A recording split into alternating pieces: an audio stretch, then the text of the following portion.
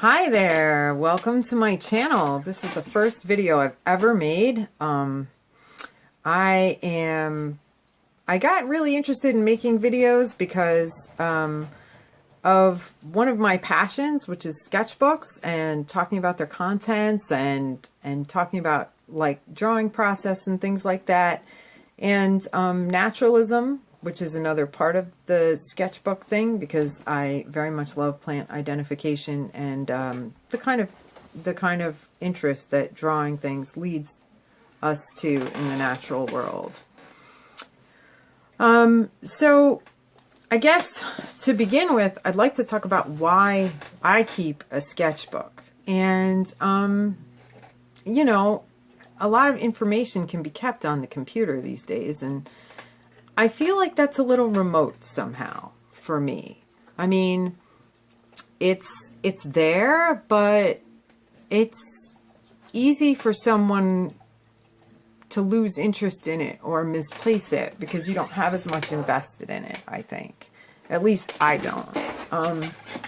So I have like 4 different kinds of sketchbooks that I have here that have like 4 different uses. One of them's like a regular composition book. I guess I would call this more of a journal slash diary slash just record random stuff. This is more of a family scrapbook. This one is really what I'm into now is these 2, and these are like naturalist journals, and they go everywhere with me, and I do a lot of painting from nature and things like that, and that's what this stuff is about, drawing from nature. Leonardo da Vinci recorded a lot of things in his books, and he learned a lot of things about the way things were by observing them and drawing them in detail, and then maybe making notes and writing about them. And someone I would recommend to you is a gentleman named John Muir Laws, and he has a YouTube channel. His it's John and then M-U-I-R-L-A-W-S, and Muir and Laws are 2 words, so Muir is like his middle name. And at any rate, he's like a naturalist who does a lot of field sketching, and he likes to talk a lot about his philosophy, about why he does it, and it's really engaging and interesting, and I love it. And I think sketching can be both something that you do for the beauty of the drawing itself, which is not to be understated. I mean, it's a great thing. But then there's also the aspect of sketching as a way of recording your ideas.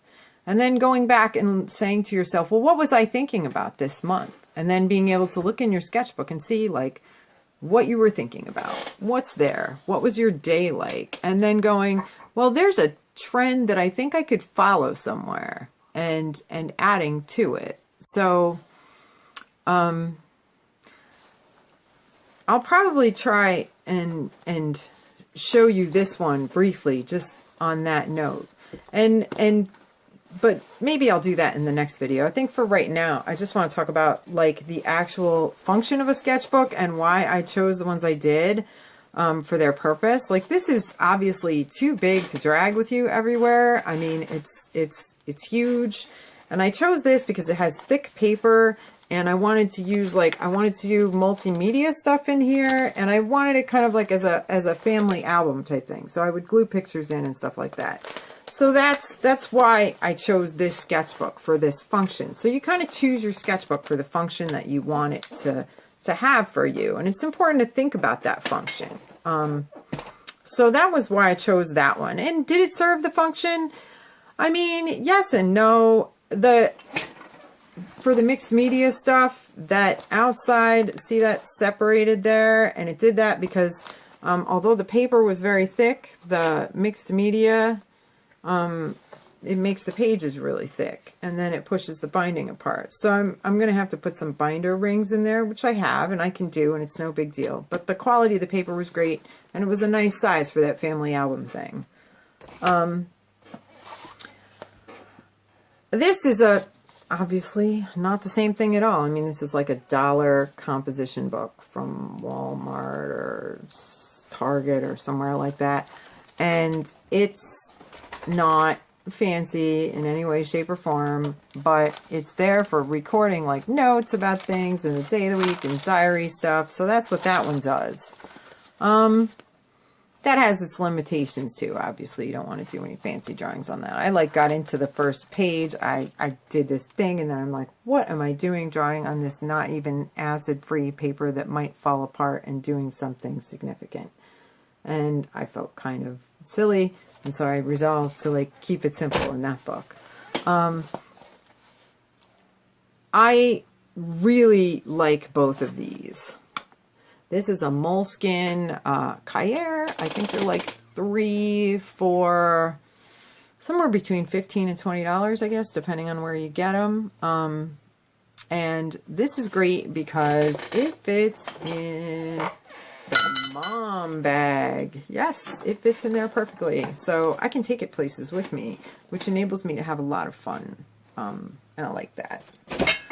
And oops, crunchy crunch, stuff falling over on my desk.